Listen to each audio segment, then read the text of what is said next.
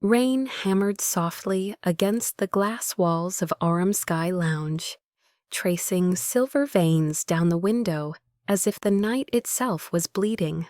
Seattle shimmered below, a sea of blurred lights drowning in fog. Inside, laughter cut through the low jazz like a blade. Caleb Hart sat among men who measured worth in stock prices and conquests his glass of whiskey untouched. He had been called many things, genius, visionary, ruthless, but lately he only felt hollow.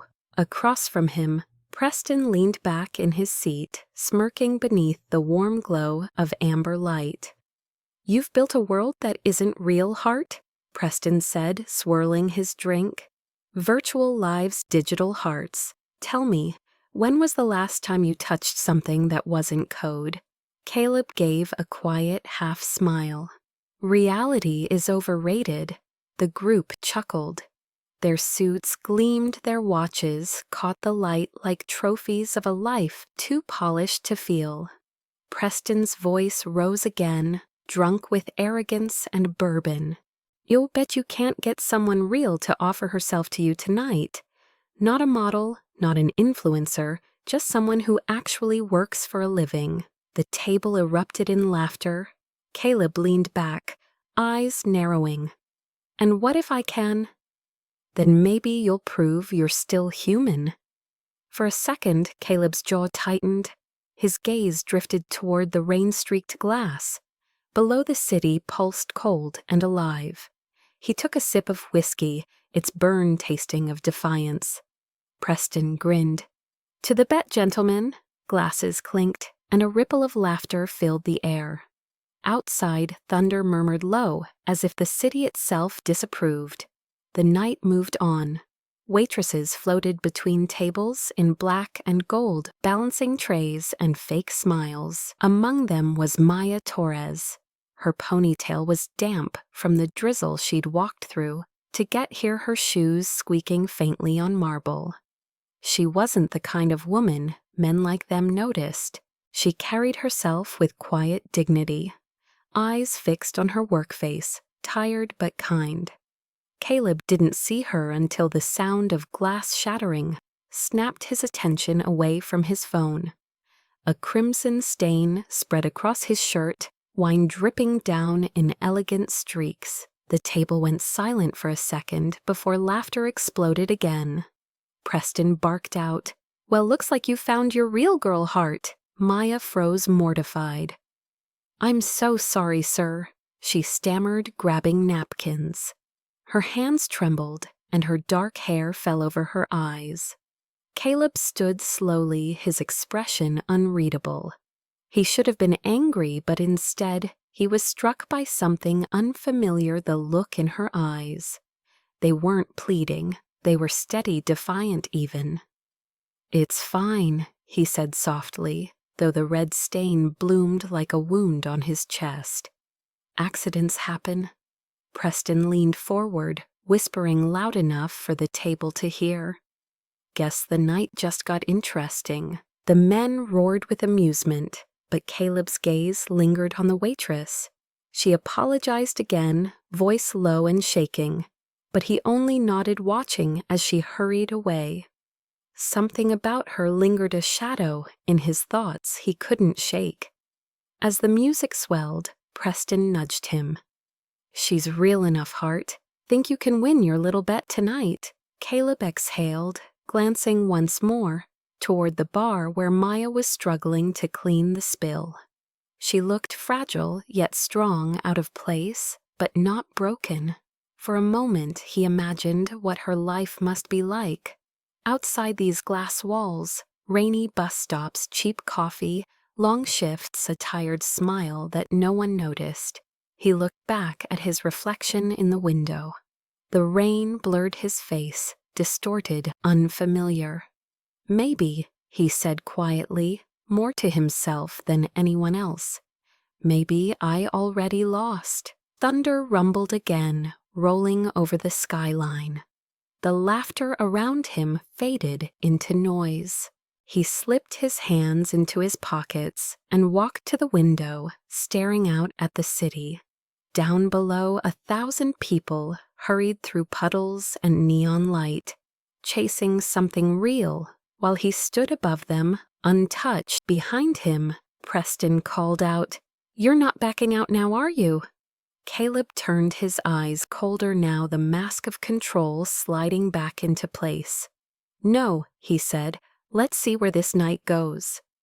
The storm outside intensified, lightning flashing briefly across the glass, illuminating his face, a man who didn't yet know he was about to cross the line that would change everything. What started as a joke among men would soon rewrite the meaning of a fateful night. The rain had stopped by morning, leaving the streets of downtown Seattle slick and shining beneath a washed-out sky. Inside Aurum Sky Lounge, the scent of stale champagne and lemon polish lingered.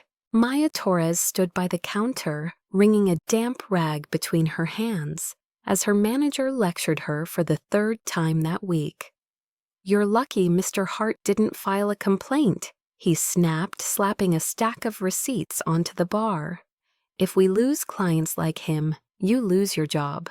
"Understood." She nodded, eyes low, though the humiliation burned. "Yes, sir."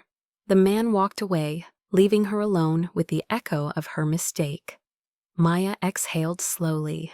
Her shift had ended hours ago, but she stayed to clean. The extra pay barely covered her mother's medication, yet quitting wasn't an option. She was tired in a way sleep couldn't fix. By the time she stepped out into the pale morning light, buses hissed past puddles, and people rushed by, clutching coffee cups, each one lost in their own survival. She pulled her jacket tighter and started toward home. That night replayed in her head, the red wine, the laughter, the man who hadn't shouted or sneered. His eyes had been calm, almost sorry. She hated that she remembered them. Somewhere high above, in a glass tower, overlooking the same streets, Caleb Hart stared at a ruined shirt tossed over a chair. The stain had dried to brown, but he hadn't thrown it away. It bothered him, not the damage, the memory. He couldn't explain why that brief encounter stuck like a splinter. He'd meant to forget, to move on. Yet the image of her small, nervous standing under the weight of so many cruel eyes kept intruding on his thoughts. He had wealth, power, control, yet the simplicity of that moment had disarmed him more than any deal ever had. By afternoon, his schedule lay ignored. He left the office without a word and drove through gray streets back to the lounge. The staff froze when he entered. People like him didn't come twice. The manager hurried forward, all smiles now. "Mr. Hart, welcome back. How can we help you?" "The waitress from last night," Caleb said, "the one who spilled the wine." The man blinked, unsure if it was a complaint or demand. "Maya Torres, sir. She's off shift. Then call her in." His tone left no room for refusal. An hour later, Maya arrived, confused and breathless. Her hair was still damp from the drizzle outside her apron tied crookedly. She expected trouble, maybe a lawsuit. Instead, he was waiting alone in a booth by the window, the city behind him glowing with early evening light. "Sit down," he said. She hesitated. "If this is about last night, It's not," he interrupted gently. "I came to pay for the cleaning and to apologize for my friends." She blinked. "You apologize for them." "Someone should." He slid an envelope across the table. Inside was more money than the shirt was worth. She didn't touch it. "You don't have to do that," she said, wary. "I know." Their eyes met. For a moment, neither spoke. Outside, rain began again, soft and steady. She finally said, "You don't seem like the type who comes back." "Maybe I'm not the type I thought I was." She gave a faint laugh, dry and tired. "People like you live in a different world." He tilted his head. "And what world is that?" the kind that doesn't have to count hours or meals. Her voice carried no bitterness, just truth. My world runs on what's left after everyone else takes their share. Caleb looked at her, really looked. No makeup, no pretense. Just exhaustion layered over quiet strength. So what keeps you here? He asked. What stops you from walking away? She smiled a small curve of lips that didn't reach her eyes. My mom, chemo isn't cheap, and my little sister still thinks I'm saving for art school. Art school I wanted to paint, she said softly, but dreams don't pay rent. He leaned back silent. Something inside him shifted a faint ache he hadn't felt in years. You should paint again, he said at last. She gave him a look halfway between amusement and disbelief. And you should probably live again, she replied. He laughed quietly. No one talked to him that way. Not investors, not employees, not anyone. It was refreshing, disarming. They spoke for another hour about small things, her favorite coffee shop, his dislike for awards, her sister's obsession with old movies. When she stood to leave, she looked at him differently, not as a billionaire, but as a man who seemed lost. Thanks for not yelling, she said simply. Thanks for spilling the wine, he replied. It woke me up. She shook her head, smiling for real this time. Then she left footsteps fading into the sound of rain. Caleb watched her disappear through the door, feeling the strange tug of something he couldn't name. He didn't know yet that she'd become the one person who would strip away every illusion he'd built. All he knew was that for the first time in years, reality had felt alive. Outside the storm gathered strength again, lightning flashing faintly over the sound. In the glass reflection, he saw himself not as the man the world worshipped, but as someone still capable of wanting more than power. In the distance, Maya hurried home under her umbrella, unaware that fate had already taken her hand.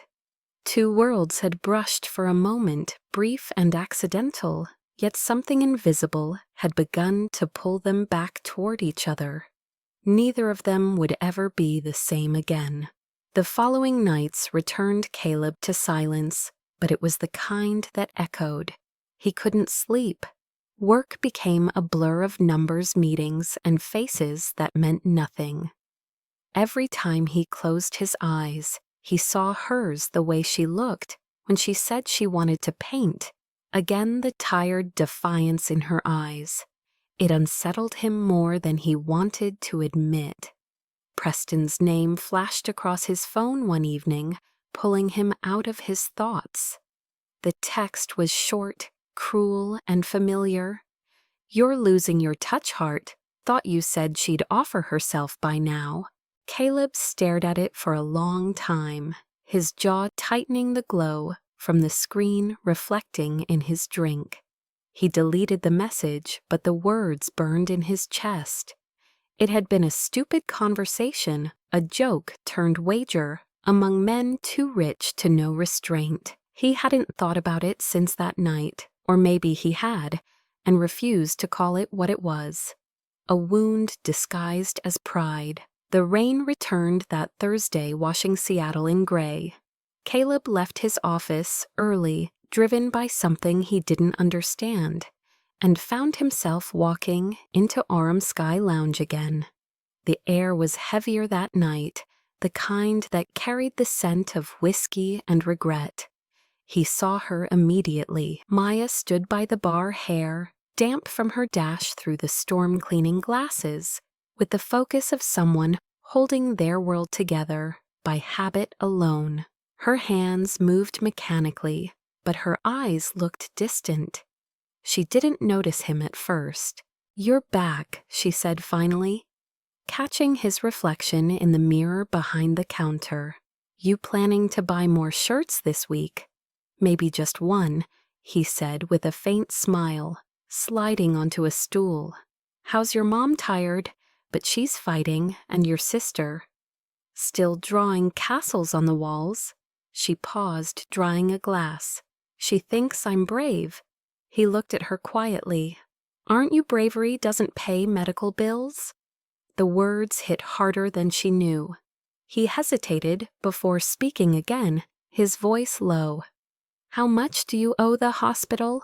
She blinked, cautious. Why? Because I can help. I didn't ask you to. I know, but I want to. She laughed bitterly. You want to play savior now. Maybe I want to do something that actually matters, he said softer this time. Maya set the glass down. People like you don't do things without wanting something back. He didn't answer. For a moment, neither of them spoke. The silence between them, dense and electric. Then, as if testing her accusation, the words slipped out before he could stop them. What if I told you I'd pay off your mother's medical bills? For just one night with you. The sound of the sentence seemed to linger heavy and slow. Her eyes widened, her breath catching. The world went very still. That's not funny, she said quietly. Neither is watching someone die because you can't afford help, he murmured. She stared at him, searching his face for a trace of humor, but there was none. The air between them fractured into something sharp. You're serious. I'm just saying, you don't have to struggle anymore. You mean I can sell myself to make it easier? That's not what It's exactly what you said. Her voice trembled, but not with fear, with fury. You think because you can buy everything you can buy me too. His throat tightened. No, he said quickly. I think I crossed a line. You think, she laughed short and hollow. You and your friends think everything's a game. But for people like me, every choice costs something. Her words hit harder than any insult could. He wanted to speak, to apologize, but she had already turned away, her shoulders shaking. He left soon after the taste of guilt bitter on his tongue. But guilt is a strange thing. It doesn't fade, it festers. That night, Caleb sat in his penthouse, the city sprawling beneath him in indifferent lights. He poured himself a drink and stared at his reflection in the window. For the first time in years, he hated what he saw. Not the wealth, not the power, but the emptiness that had made him capable of saying something so vile. He wanted to call her to say sorry, but what could he possibly say? That he was lonely, that he didn't mean it. Words wouldn't fix what pride had broken. Hours later, when the rain thickened into a storm, there was a knock at his door. He froze. When he opened it, she stood there. Maya. Her hair was soaked rain dripping from her coat. Her eyes looked hollow but determined. If this helps my mom, she whispered, her voice barely audible, then so be it. He stared at her, stunned. Maya, don't. She brushed past him, stepping inside. Water pooled at her feet, her coat clinging to her frame. He wanted to stop her, to tell her she didn't have to do this, but guilt held his tongue. She was shaking not from cold, but from the weight of what she was about to do. You don't have to, he said finally. You already offered, she said flatly, and I already said yes. He swallowed hard. It was wrong. So is cancer, she said quietly. But we still live with it. The words shattered something inside him. She walked deeper into the apartment, looking around. Everything was pristine, cold, designed to impress. Do you ever get tired of being perfect? She asked suddenly. Every day, he said. Her coat slipped off her shoulders, landing on the marble floor with a soft thud. He stepped closer, a heart pounding. I don't want this, he said again, desperate now. Then don't want me, she whispered. Just help her. The silence that followed was unbearable. He wanted to tell her that it wasn't pity, that he wasn't that man, But the truth was, he didn't know who he was anymore. Maya looked at him, her voice trembling. "I'm giving you what you asked for. The least you can do is look at me when I'm breaking." He did, and what he saw was not a woman offering herself, but a soul already wounded, stripped of pride to protect the ones she loved. It wasn't seduction, it was survival. He took a step back, unable to breathe. "Maya, please stop." Why, she asked, tears mixing with rain. "Is this not what you wanted?" "No," he whispered, "not like this." For a long moment they stood in silence. Then she turned away, arms wrapped around herself. "You don't get to decide what's right for me," she said quietly. "You already took that away." He closed his eyes, shame burning through him. "You can stay," he said finally. "You don't have to do anything, just stay. I'll help your mom anyway." Why, she demanded, turning back. "Because I don't want to be the man I was last night." She stared at him, searching for lies, but found none. Slowly, she exhaled, her shoulders dropping. The storm outside thundered against the windows as she whispered, "Then let's just end this tonight." He nodded, though he didn't yet understand what that meant. She took a shaky breath, glancing toward the darkened hallway that led to his room. The air was heavy, full of unfinished sentences and broken pride. As she walked past him, the faint scent of rain and fear trailed in her wake. He watched her disappear into the shadows, his pulse loud in his ears. What had started as arrogance had become punishment. She paused at the doorway, her voice barely audible over the storm. "You said you wanted something real," she murmured. "I hope you're ready to see what that really costs." Then she stepped inside, leaving him alone in the glow of the city, his reflection fractured by the raindrops running down the glass. He didn't follow her right away. He couldn't. For the first time in years, the man who had everything realized he was about to lose the one thing he'd never had, his soul. The storm had swallowed the city whole. Wind howled against the glass walls of the penthouse, and lightning briefly illuminated the skyline, revealing two figures separated by silence. Caleb stood in the doorway, his breath shallow, watching as Maya removed her wet coat and placed it neatly over a chair. She didn't look at him. Her movements were mechanical, the practiced grace of someone forcing herself through something unbearable.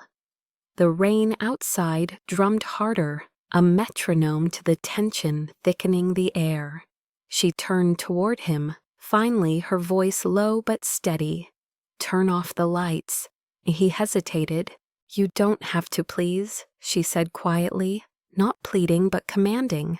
He reached for the switch. The room dimmed to a soft amber glow from a single lamp by the bed. Shadows swallowed the walls, leaving only them and the faint hum of the city below. Maya stepped forward, her bare feet soundless against the marble. Her hands trembled as she untied the sash of her blouse. "Don't look at me with pity," she whispered. "Just let me do this." He wanted to speak, to stop her, but the words tangled in his throat. When she slid the blouse off her shoulders, lightning flashed again, and for a brief instant he saw it, the faint pale marks along her collarbone, the uneven texture of skin healed from old burns. She flinched when his gaze lingered. "I said not to look." "I'm sorry," he murmured.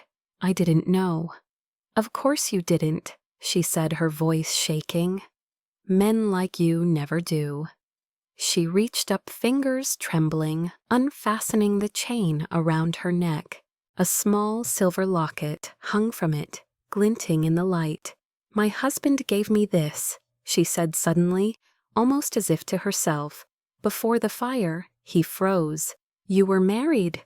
She nodded once. "He died, saving our neighbor's child. I lived. The house burned down, before I could go back for him.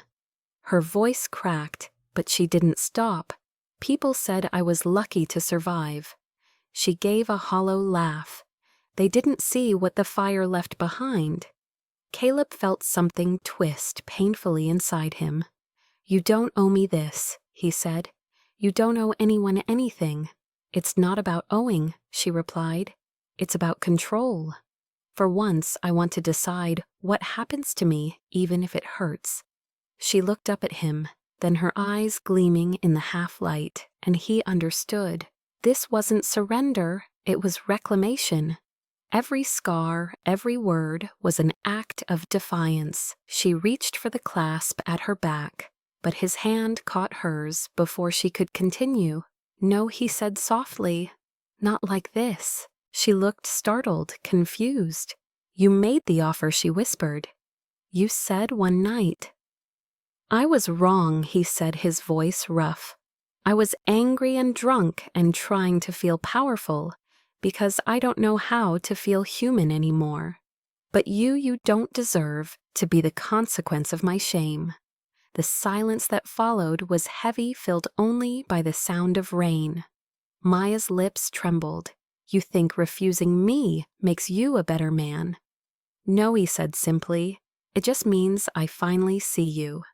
She stared at him for a long time, her chest rising and falling with each uneven breath. Slowly, she gathered the blouse back over her shoulders, buttoning it with shaking hands. "You don't know what it's like," she whispered, "to be the one who's looked at and never seen." He swallowed hard. "Then let me start now." She turned away, wiping at her face, her voice small. "I don't even know why I came here." "Because you're desperate," he said gently. "And I made it worse." He stepped closer, keeping his voice low, almost reverent. "You walked through the rain for your mother, for your family. That's not weakness, Maya. That's strength I can't even begin to understand." Her hands stilled. "Don't say things like that." "Why not?" "Because it sounds like hope," she said, her voice breaking. He wanted to reach for her but stopped himself. The air between them buzzed with the kind of intimacy that wasn't physical, it was recognition. Two broken people who'd finally stopped pretending they were whole. "You should rest," he said quietly. "The guest room's ready. You can stay as long as you want. No conditions." She hesitated. "And if I leave, then you leave. But you don't have to tonight." Her shoulders trembled. "You'll pay for the hospital anyway." "Yes." "Even after what I said." "Especially after what you said." She let out a sound, somewhere between a laugh and a sob. "You're impossible." "So I've been told." She looked at him again, eyes softer now, though still wary. "Why are you doing this?" He took a deep breath. "Because I don't want to be the man who buys redemption with money. I want to be the man who learns how to deserve forgiveness." Something flickered in her expression, doubt maybe, but also the faintest trace of belief. She nodded once, then stepped past him toward the hallway. "Thank you," she said quietly, "for not touching me." He watched her disappear down the corridor, the faint sound of her footsteps fading until only the storm remained. Caleb stayed where he was, staring at the space she'd left behind. He walked to the window, pressing his palm against the cold glass. The city looked endless, unforgiving, a mirror of himself. Behind him, the faint creak of a door closing echoed through the apartment. He exhaled long and heavy. He poured himself a glass of water, not whiskey, and sat on the couch waiting for morning. For the first time in years, he didn't feel powerful. He felt small, exposed, but alive. Upstairs, Maya lay awake in the guest room, staring at the ceiling. Her hands still trembled, but not from fear. The storm outside began to fade, replaced by the steady rhythm of rain easing into quiet. She closed her eyes, unsure if she'd done the right thing, but for the first time in a long time, she didn't feel alone. And downstairs in the dim glow of the dying storm, the billionaire who once believed he could buy anything sat in silence, realizing that the most real thing he'd ever felt came from the moment he refused to take what wasn't his. That night, the billionaire froze, not from shock, but from shame. Morning came softly filtered through gray clouds that turned the city into a watercolor of fog and light. Caleb woke to the sound of rain easing into a drizzle, the quiet hum of life, returning after the storm. His head throbbed slightly, not from alcohol, but from the weight of everything that had happened or hadn't. The penthouse felt different. The air no longer smelled of whiskey or arrogance, only coffee. He followed the faint aroma to the kitchen. Maya was there wearing one of his shirt sleeves, rolled up past her elbows. She looked smaller somehow, fragile in the morning light, but calmer too. She turned when she heard his footsteps, her expression unreadable. "You didn't sleep," she said softly. "Neither did you," he replied. "I didn't know how." She offered a faint smile that didn't reach her eyes. "Me neither." For a moment, the silence stretched, filled with everything neither dared to say. She poured coffee into a mug and slid it toward him. "Here," she said. "It's the least I can do."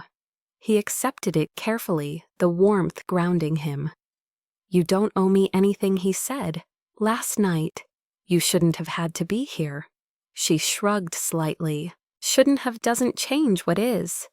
He nodded, staring into the dark swirl of his drink. "Did you sleep at all?" "A little," she said. "The bed was too soft. I'm used to things that don't let you rest." There was no bitterness in her tone, just weary honesty. He looked up. "Maya, about last night." She held up a hand. "Don't, please. Let's not make it something it wasn't." It was something he said quietly. Maybe not what either of us expected, but it meant something. Her eyes flicked toward him, uncertain. "To you, maybe. To me, it was just surviving another night."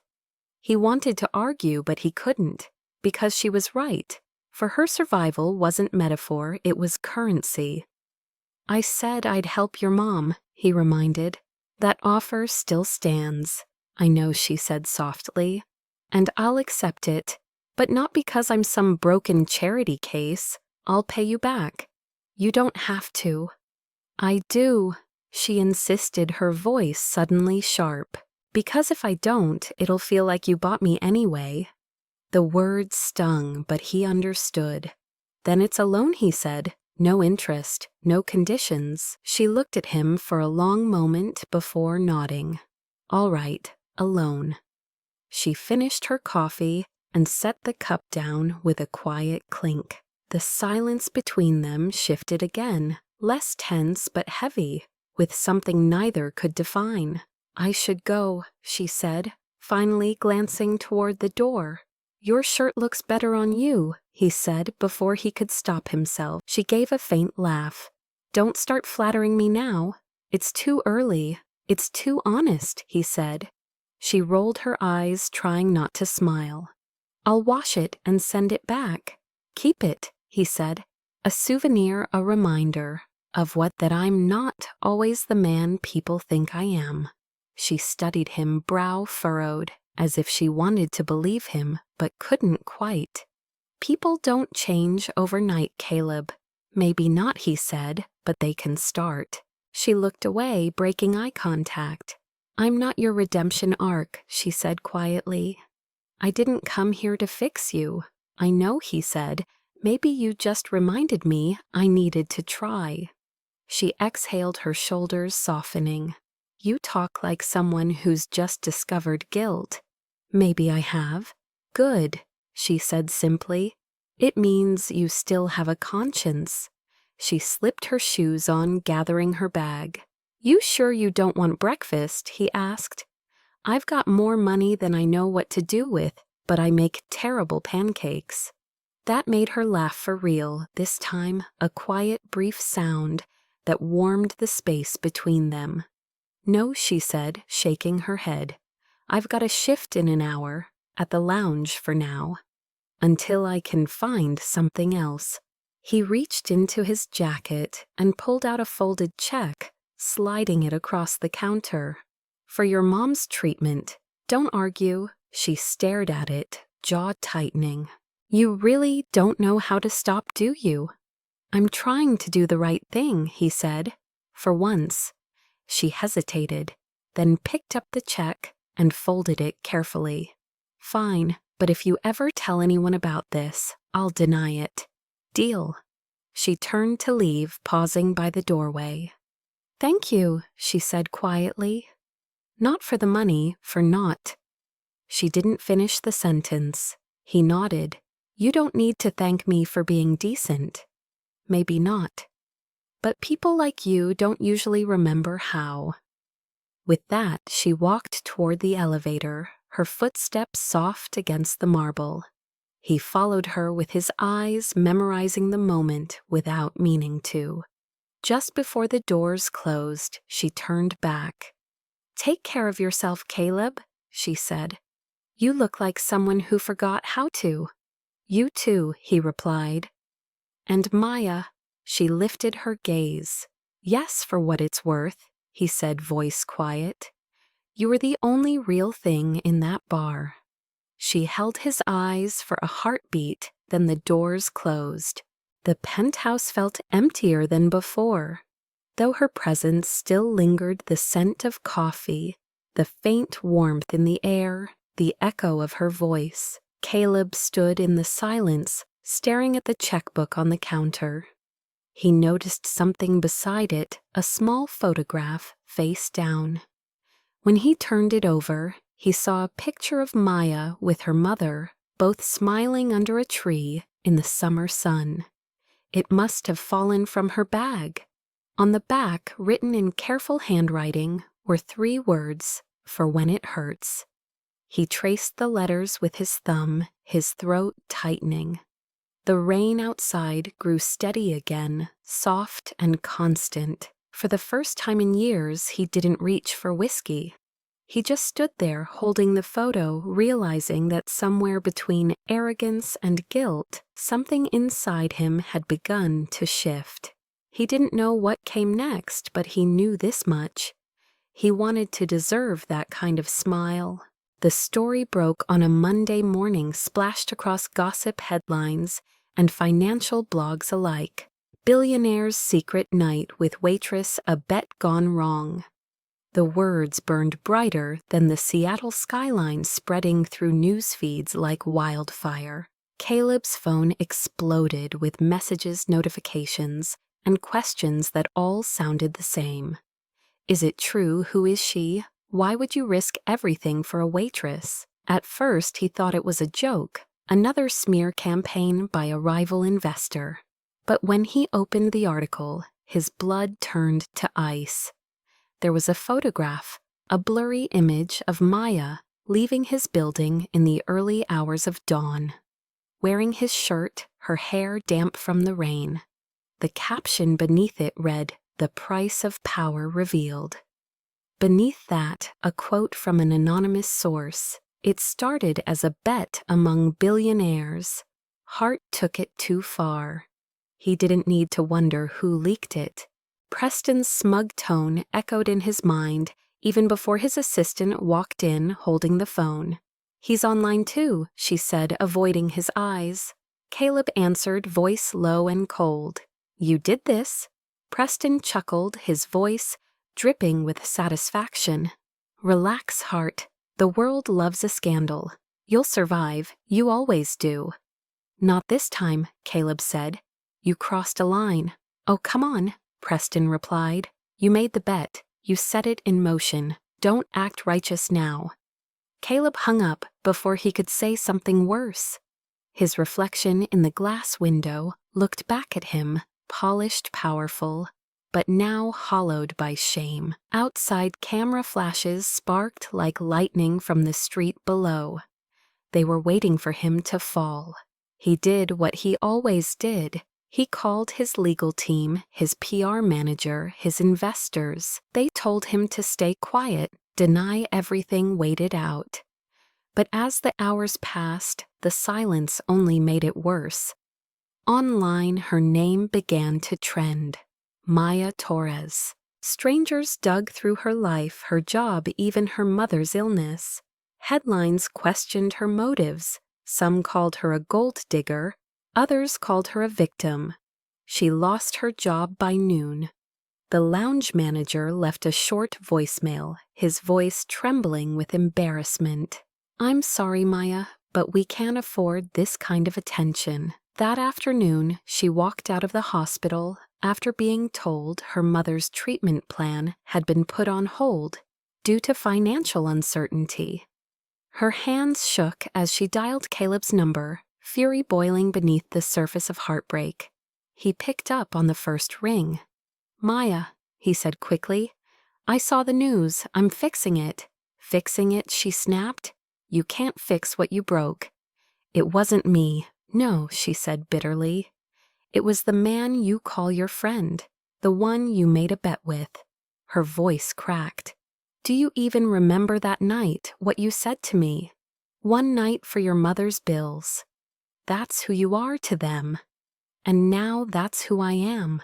"You don't deserve this," he said quietly. "You think that helps?" she cried. "You think telling me I don't deserve it makes it go away?" She took a breath, trembling. "You ruined my life, Caleb. My mom's care, my job, everything. I'm the punchline to your joke." "It wasn't a joke," he said, voice breaking. "It was a mistake. You don't get to define it," she said. "You made a choice. And now I live with it." There was silence between them, the kind that stretched too long, too deep. When she spoke again, her voice was softer but colder. "I told you once I'd pay you back. I guess I just did." She hung up. Caleb stood there, the phone still pressed to his ear, her words echoing in his skull. The next day, news vans parked outside his building. Investors withdrew. Board members whispered about restructuring and public image. He was no longer the golden visionary of Silicon Valley. He was a man with a scandal attached to his name. At the office, people looked away when he passed. By evening, the company's stock dropped 7 points.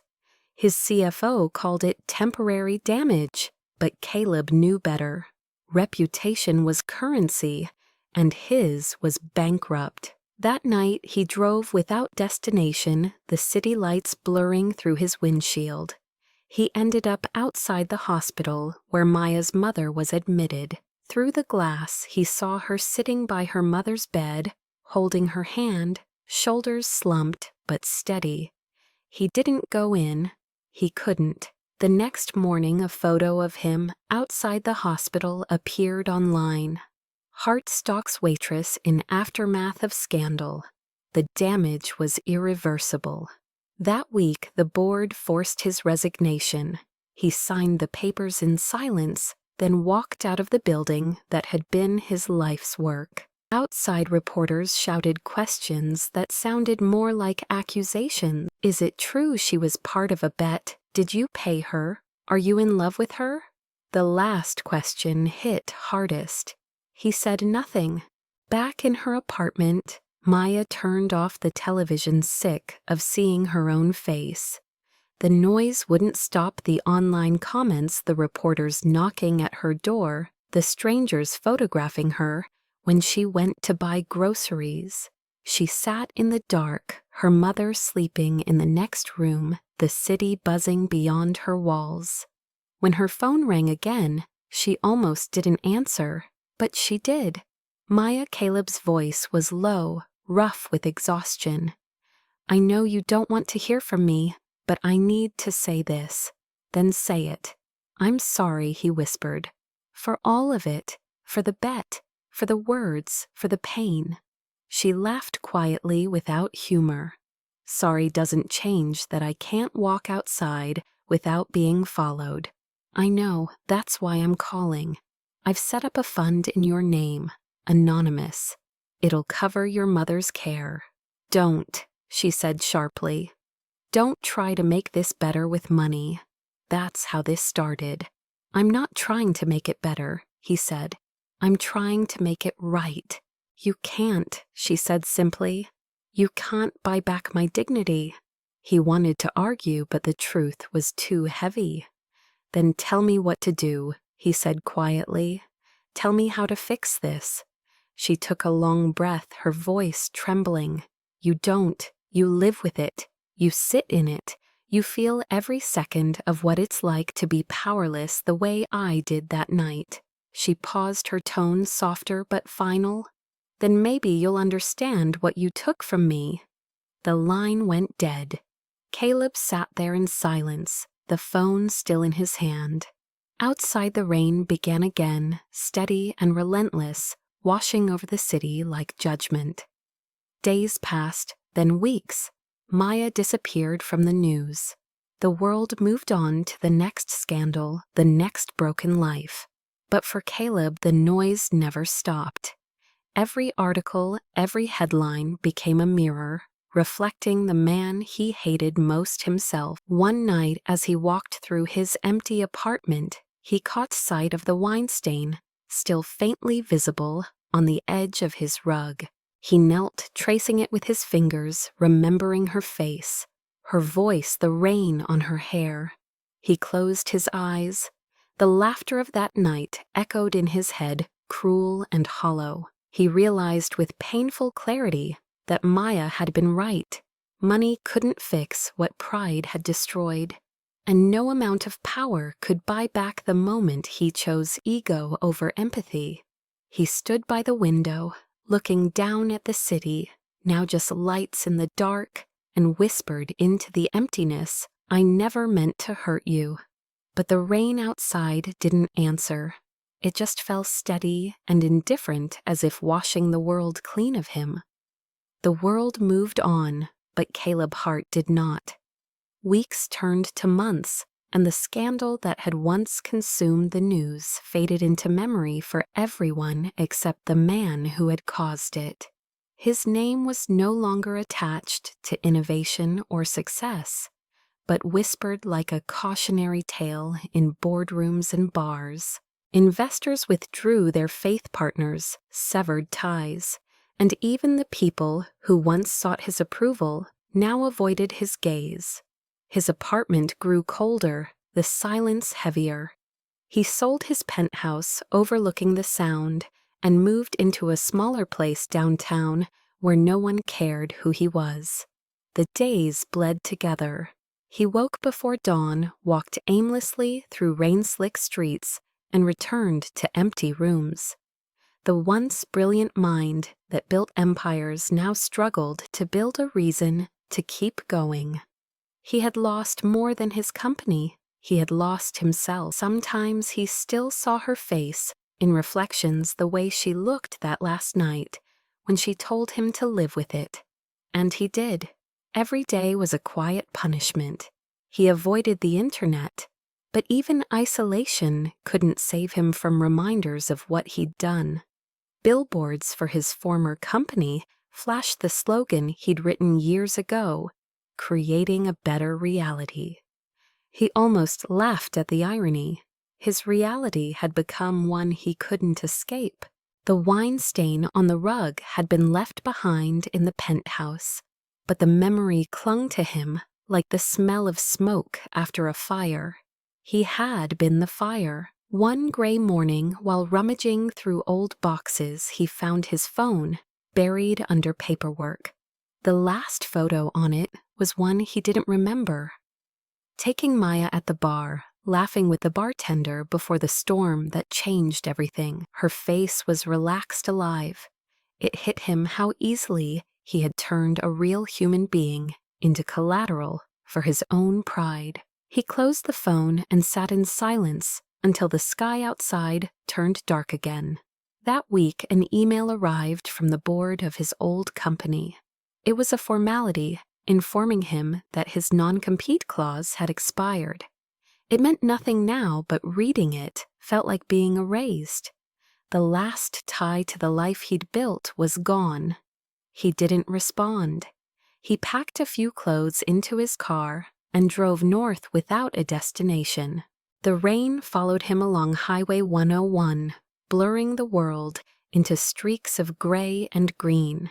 He passed towns he didn't know and names he couldn't remember. Eventually, the skyline disappeared behind him, replaced by forests and the slow rhythm of the Pacific waves crashing against cliffs. Somewhere along the Oregon coast, he stopped at a small diner that looked like it hadn't changed since the 1970s. The neon sign flickered above the door. Inside it smelled of coffee and fried eggs. No one recognized him. For the first time in years, no one cared who he was or what he had done. He sat by the window, ordered black coffee, and stared out at the ocean beyond the road. It was vast, untamed, indifferent, the kind of beauty that didn't need approval. He stayed there for hours, the waitress refilling his cup without a word. Before leaving, he asked if there was a place nearby to rent. She pointed him toward a weathered motel 2 miles down the coast. That's where he stayed. Days turned into a quiet rhythm of nothingness. He walked the shore, collected driftwood, and wrote notes he never sent. He stopped shaving, stopped answering emails, stopped pretending he could go back. In the evenings, he'd sit outside the motel and watch the sunset burn into the horizon, the sky bleeding colors that felt almost cruel in their beauty. He wondered if she had found peace, if she hated him, or if she'd simply erased him from her story. He hoped for the last one. She deserved to forget him. One night after a storm, he found a small town paper in the motel lobby.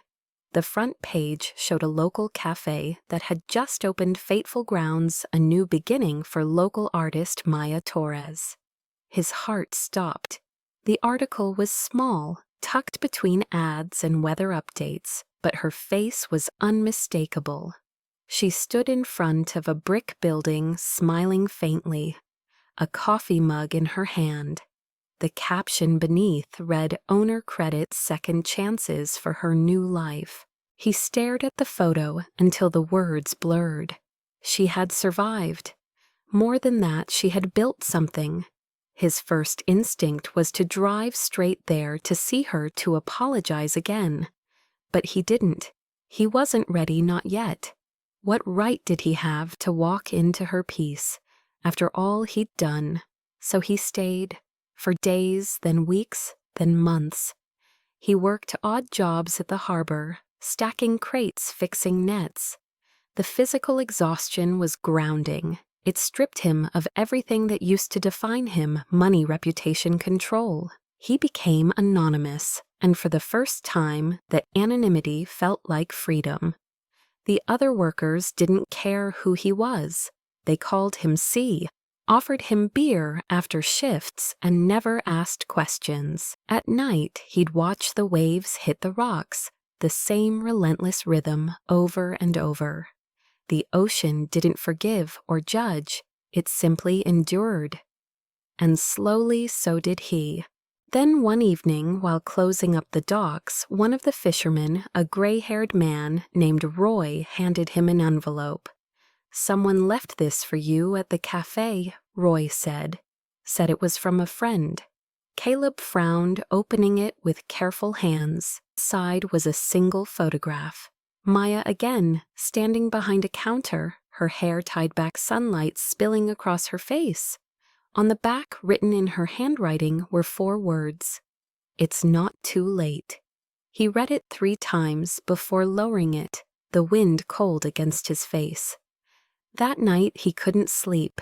He stared out at the horizon until dawn broke, painting the world gold. For the first time in 2 years, he felt something flicker inside him. Not hope exactly, but the courage to face what he'd run from. He packed his things the next morning, left the motel key on the nightstand, and started his car. The road curved along the cliffs, the sky wide and blue above him. He didn't know what he would say when he saw her again, or if she would even want to see him, but it didn't matter. Some things couldn't be undone, but they could be faced. And maybe, just maybe, there was still enough left in him to deserve the chance she'd given. He drove south toward Astoria, the sign for Fateful grounds etched in his mind like a promise. The rain began again, but this time he didn't flinch. He rolled down the window, let it hit his face, and smiled faintly. For the first time in a long time, he wasn't running away. He was going back. 2 years had passed since the night that broke them both, but the memory had never left Caleb. He carried it like a scar, invisible but permanent, a reminder of the man he used to be and the man he was still trying to become. The drive to Astoria felt like crossing into another life. The sky was washed clean by rain, the air heavy with salt and pine, and the sea glimmered in the distance like forgiveness waiting to be earned. When he reached the edge of town, he saw it before he even realized what it was. The sign, painted in faded white letters against brick Fateful grounds. The name hit him like a quiet miracle.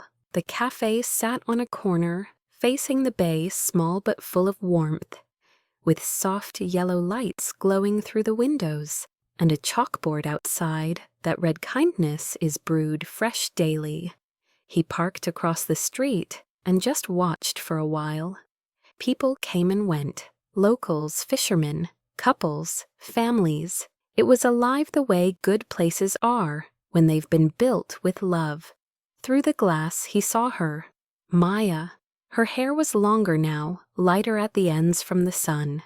She wore an apron and moved with calm confidence, smiling as she handed drinks to customers, laughing, with a child tugging at her sleeve. There was no trace of the woman who once trembled in his apartment. This version of her looked healed, steady, free. For a moment he almost turned back. Maybe it was better this way, to let her keep her peace. But then she turned toward the window, her gaze sweeping the street. For the briefest moment, their eyes met through the glass. She froze just slightly, the mug in her hand pausing midair. Caleb's heart thumped against his ribs. Then slowly she smiled. Not the warm smile she gave her customers, but something smaller, softer, touched with memory. It was enough. He took a breath and crossed the street. The bell above the door chimed as he stepped inside, and the scent of coffee and cinnamon wrapped around him like a welcome. Maya looked up from behind the counter, her expression unreadable, now poised between surprise and composure. "Caleb," she said his name, landing in the air like a sigh. "Hi," he managed, a voice rougher than he intended. The cafe went quiet for a second, then resumed its gentle hum of conversation. He stepped closer, unsure what to do with his hands, with his guilt, with everything he'd carried here. "You found the place," she said, breaking the silence. "I saw the photo in the paper," he admitted. "I wanted to see it for myself." She nodded slowly. "It's been a long time. 2 years," he said. "Feels longer." She gave a faint smile. "For me, too." They stood in the space between strangers and something else, neither quite ready to name what it was. Finally, she gestured to a table by the window. "Sit, I'll get you something. You still take your coffee black, right?" He blinked, surprised she remembered. "Yeah, still terrible at it too." She chuckled quietly and turned to the espresso machine. The sound of steaming milk filled the air, steady and rhythmic. When she returned, she set the cup in front of him, and for a moment neither spoke. The silence wasn't awkward this time. It was full, almost peaceful. "You look different," she said finally. older, quieter. Both true, he said. You look. He stopped himself, searching for the right word. Whole. Her eyes softened. That's the nicest thing anyone's ever said to me. You built all this? He asked, glancing around. The cafe was modest but full of life. Hand-painted murals, mismatched furniture plants by the windows. Every inch, she said. I started with a second-hand espresso machine and a loan I never thought I'd pay off. But somehow it worked. He smiled faintly. You were always going to make something beautiful. Not everyone thought so, she said, and there was a flicker of sadness in her voice. But I had help. A woman I met at the shelter gave me the space rent-free until I could get on my feet. People were kinder than I expected. You deserved that kindness, he said. She looked at him, then really looked as if searching for the truth in his words. Did you? She asked softly. He exhaled. I didn't, but I'm trying to earn it anyway. She nodded slowly. I heard about the fund, she said. The Torres Fund. You didn't have to do that. I had to do something, he said. It's the only thing that made sense anymore. I sold everything, the shares, the cars, the penthouse. The fund helps women in situations like yours, women who need choices that don't cost their dignity. Her expression wavered, caught between gratitude and grief. You turned your guilt into generosity, she said quietly. That's not the same as healing. No, he admitted, but it's a start. She leaned against the counter, studying him. What do you want, Caleb? He hesitated. To see that you're okay, he said finally. And maybe to ask if forgiveness is something you still believe in. Her lips parted, but she didn't answer right away. Instead, she walked to a shelf behind her and picked up a small object, a photograph in a wooden frame. She handed it to him. It was a picture of her mother smiling outside the cafe, wrapped in a blanket, holding a cup of coffee. She passed last winter, Maya said softly, peacefully. Here. Caleb's throat tightened. I'm sorry, don't be, she said. She was proud of me, of this place. That's what matters. She sat across from him, folding her hands. I thought I hated you, she confessed quietly. I thought I could build this life just to prove I didn't need forgiveness. But every time I helped someone walk through that door and start over, I realized what it really means to be seen. She paused, eyes glistening. And that's what you did that night you saw me. Not the waitress, not the mistake. Just me. He swallowed hard. I don't know if I deserve that kind of grace. Maybe grace isn't about deserving, she said. Maybe it's about what we choose to give. For a long time, neither spoke. The sounds of the cafe faded until it felt like they were the only two people in the world. Then she said, Do you still draw the same line between power and humanity? Not anymore, he said. Power makes you deaf. Humanity teaches you how to listen. She smiled faintly. You've learned how to listen then. Because of you, he said. No, she corrected softly. Because you finally wanted to. The bell above the door chimed as a breeze swept through, carrying the scent of salt and rain. She stood and looked out the window. It's strange, she said. The first time we met, it was raining too. You wore arrogance like armor. Now it looks like it washed away. Maybe it did, he said. Maybe I finally let it. She turned back to him, eyes thoughtful. You're welcome here, Caleb. Not as the man who hurt me, but as someone who understands what it means to begin again. His voice was quiet. And if I want to stay. She smiled softly, the kind that carried warmth and warning both. Then you start with coffee, 1 cup at a time. He nodded, understanding more, in her words than they said aloud. The moment felt fragile but real, like sunlight breaking through after a long storm. As he lifted the mug to his lips, he noticed the faintest tremor in his hand. Hope reborn in something as simple as being forgiven. Outside, the rain started again, but it no longer felt like punishment. It felt like renewal. Maya turned the sign on the door from open to closed and sat beside him. For the first time, they didn't need to fill the silence. It spoke for them of endings that had become beginnings of pain that had become purpose. She reached out, brushing her fingers lightly across his wrist. "It's good to see you, Caleb," she said. "It's good to be seen," he replied. And in that small cafe on the edge of the Pacific, surrounded by the scent of rain and roasted coffee, something quiet and sacred took root between them. Neither salvation nor romance, just two lives finally finding the courage to forgive. The weeks that followed were quiet, almost painfully so, but in that quiet, something gentle began to grow. Caleb started showing up at Fateful grounds every morning, always before sunrise, always before the first customer walked through the door. He didn't come to talk or to impress. He came to work. He swept the floors, wiped the tables, carried boxes of beans from the storage room, and fixed the leaky sink that had been dripping for months. Maya tried to protest the first few times, but she eventually stopped. It wasn't charity and it wasn't penance.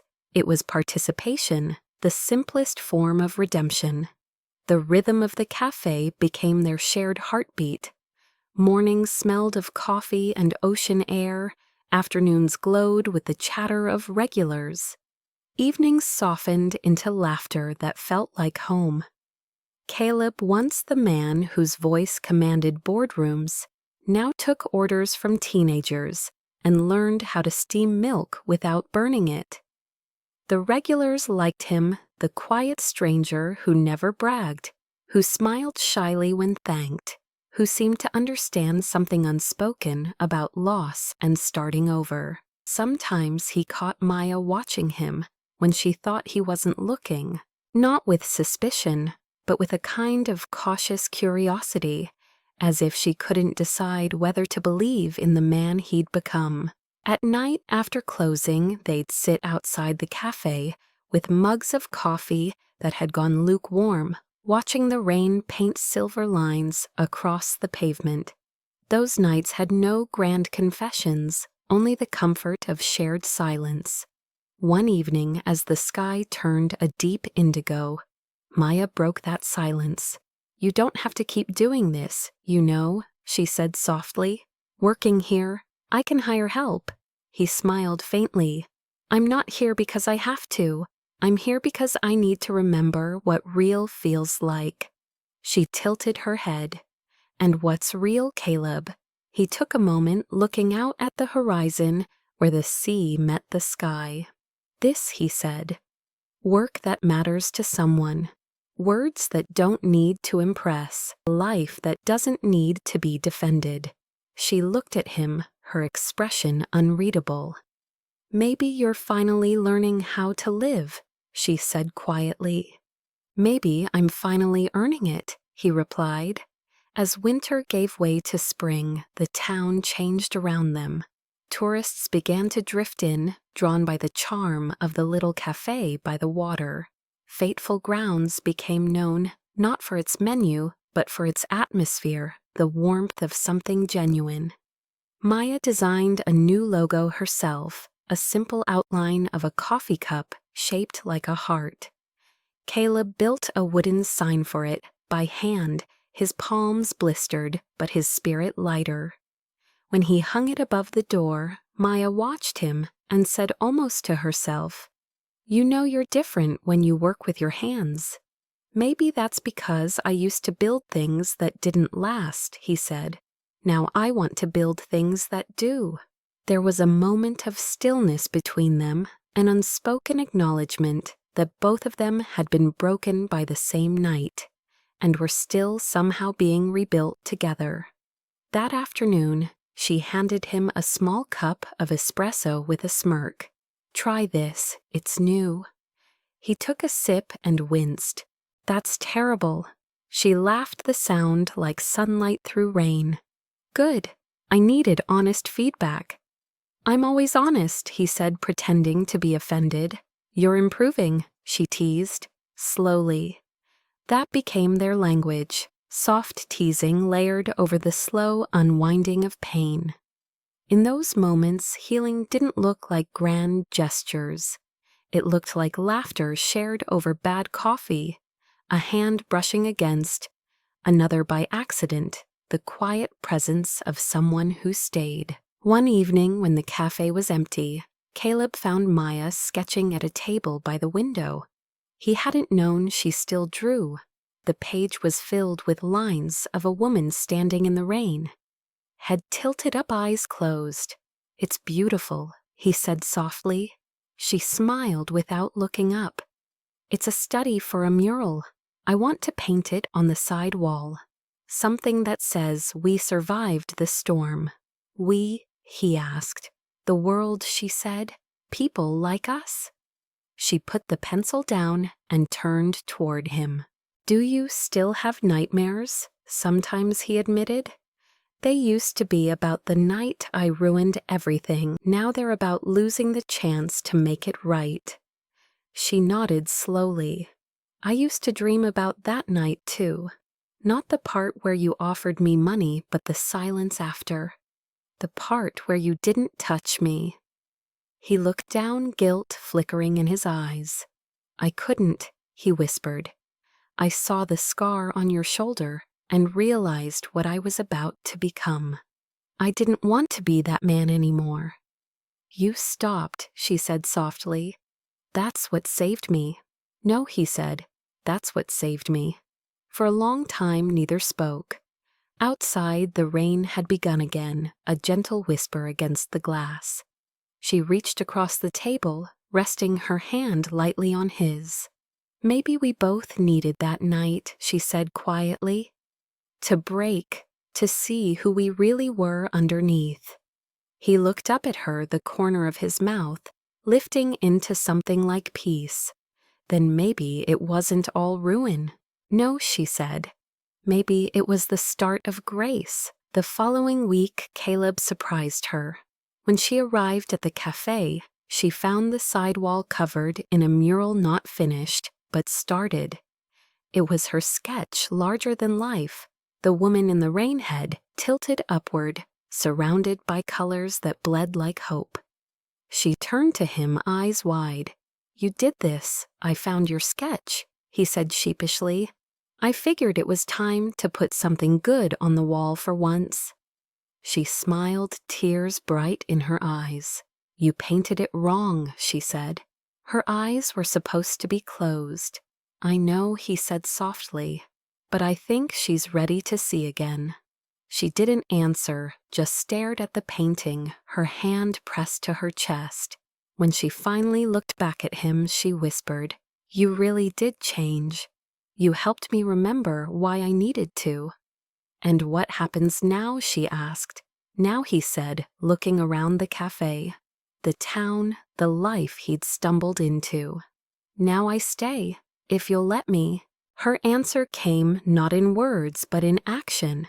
She reached for his hand, threading her fingers through his, and they stood together beneath the mural as the evening sun turned the sky gold. From that day forward, Caleb became part of Fateful grounds in every sense. He managed deliveries, fixed the espresso machine, and learned to bake muffins that the locals swore were the best in town. Maya handled the art and the community, hosting charity events for the fund that bore her name. Together they created something that felt almost sacred, a place where people came not just for coffee, but for connection. Sometimes late at night, after closing, they'd sit by the mural, watching the reflection of the neon sign dance across puddles. It was their ritual. One night she asked him quietly, "Do you still think love is noise?" He looked at her, remembering his words from years ago. "No," he said. "Love is silence that feels like peace." She smiled softly. "Then maybe this is love." He reached for her hand again, holding it without urgency, without fear. The rain outside tapped gently against the windows, steady and constant like a heartbeat they now shared. Healing, he realized, wasn't about forgetting what had happened. It was about learning to live with it and still choosing to stay. And in the warmth of that small cafe by the sea, surrounded by laughter, rain, and forgiveness, Caleb and Maya stayed two people who had once been broken, now finding that love, when honest, could be quiet and strong enough to last. 1 year later, Fateful Grounds had become more than a cafe. It was a heartbeat stitched into the fabric of Astoria, a place where people came, not just for coffee, but for connection, for warmth, for stories that began again. On most mornings, sunlight poured through the wide front windows, catching the steam that rose from dozens of mugs, turning it to gold. On the counter sat a donation jar labeled the Torres Fund. For second chances, its glass always half full, its purpose always growing. Maya moved through the space with the ease of someone who finally belonged somewhere. Her laughter filled the air, soft and unhurried. She'd stopped looking over her shoulder a long time ago. The shadows of that night, the shame that once followed her, had faded into something distant, like the echo of a storm long past. Caleb was there too, as he always was, wiping down the counter, chatting quietly with a group of fishermen, his sleeves rolled up and his hands dusted with flour from the morning's pastries. He was no longer the man from the tabloids, no longer the billionaire who broke headlines.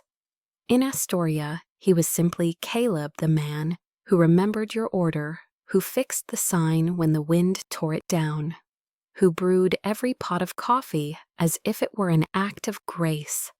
The town loved him, not for who he used to be, but for how he stayed. Sometimes tourists passing through recognized him and whispered, trying to reconcile the humble barista with the man they'd once seen on magazine covers. But by the time they left, they'd forget the scandal and remember only the kindness. That was Maya's doing. She had turned gossip into grace. On a rainy Sunday morning, the cafe buzzed with quiet joy. Maya was arranging flowers near the window when a young woman approached her nervously, holding a worn newspaper, clipping the same article that had once destroyed her life. "You're her, aren't you?" the woman asked softly. "The waitress." Maya froze for a second, then smiled gently. "I was," she said. "Now I'm just someone who makes coffee." The girl nodded, eyes glistening. "I read your story when I was 16, I thought. If you could survive that, maybe I could survive what happened to me too." Maya's throat tightened. She stepped forward and hugged her. "You already did," she whispered. When the girl left, Maya turned toward the counter. Caleb had seen everything. Their eyes met, and he smiled the kind of smile that held gratitude deeper than words. She smiled back, her heart steady. Later that evening, when the cafe closed and the rain came heavier, they sat by the window, like they always did, two mugs between them, the glow of the sign painting their faces in amber light. "Do you ever think about that night?" she asked quietly. Caleb stared at the rain streaking down the glass. "Every day," he said, "but not the way I used to. It used to haunt me. Now it reminds me how close I came to losing the chance to become someone better." "You did become someone better," she said. "You just took the long way?" He chuckled. "I had a good guide. You had guilt," she teased. "That helps too." He laughed softly, shaking his head. No, he said, I had you. She looked at him for a moment, her expression softening. It's strange, isn't it? How something born from shame can lead to something so gentle. That's what grace does, he said quietly. It turns the broken pieces into something worth holding. Outside, the rain slowed to a drizzle. A faint rainbow appeared beyond the harbor, barely visible but there. Maya leaned back in her chair, her voice barely above a whisper. She'd like this, she said. Your mother, he asked. My mom. She nodded. She always wanted me to build something that made people feel less alone. You did, and you made sure I wasn't either. She reached across the table, her fingers brushing his. Do you ever miss that world, she asked, the money, the power, the noise? He thought for a long time before answering. Sometimes I miss the illusion of control, he admitted, but not the emptiness that came with it. I used to measure life in wins and losses. Now I measure it in mornings like this. Mornings like this, she repeated softly, smiling. I like that. A soft knock at the door interrupted them.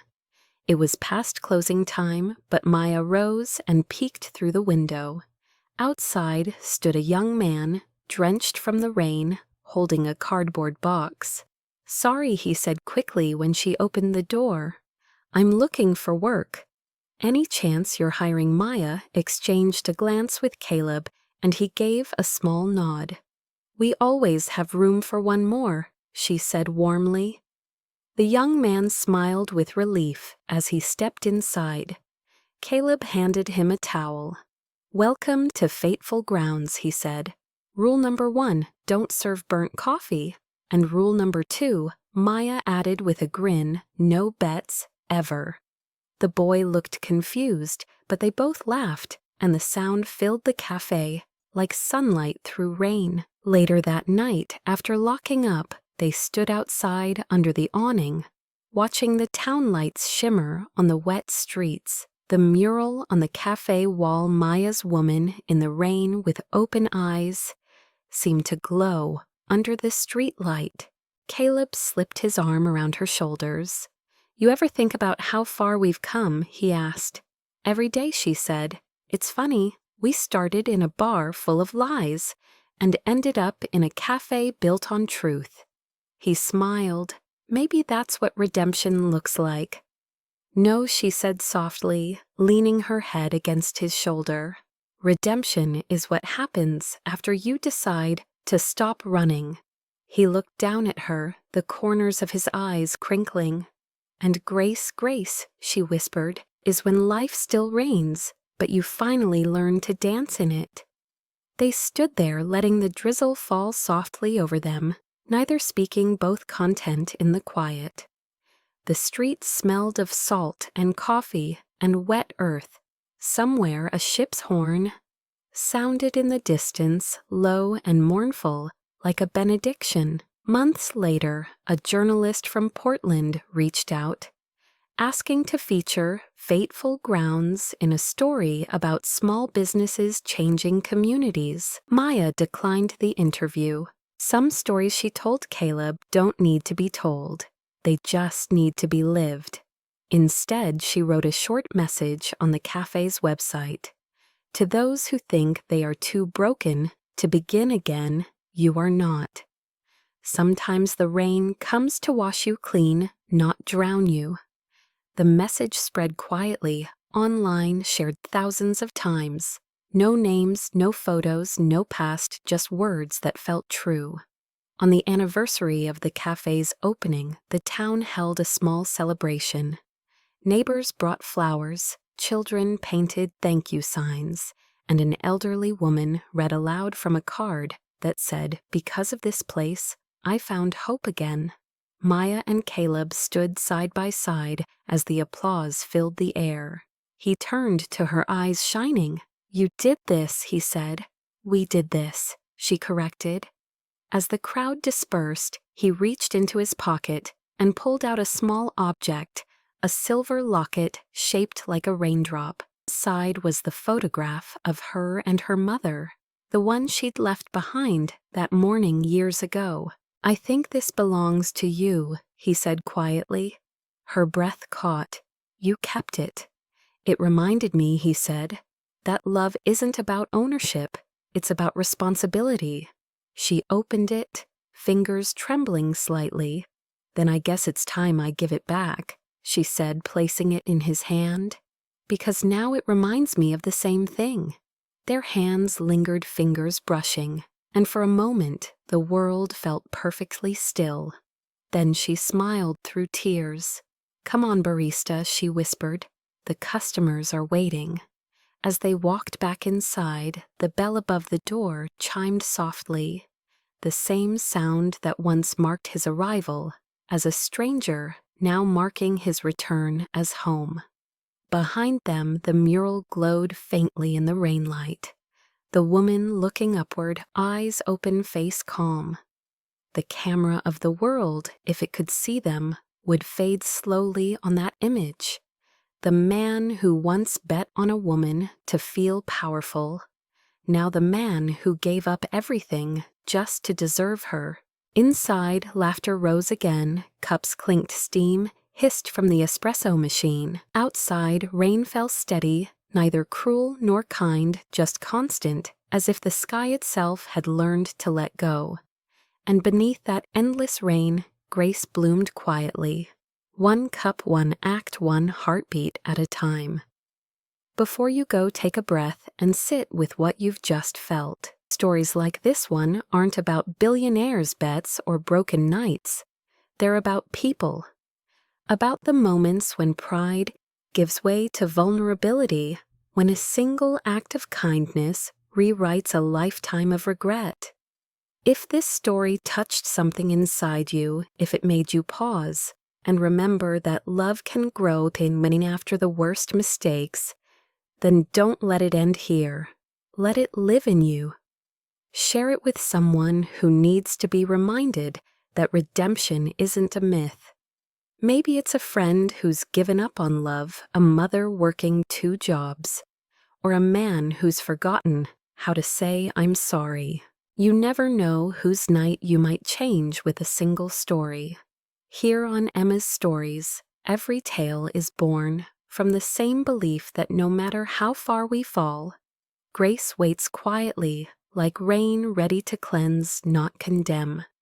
We tell stories about people who are flawed and real, who break, who heal, who remind us that forgiveness is still one of the rarest and most powerful forms of love.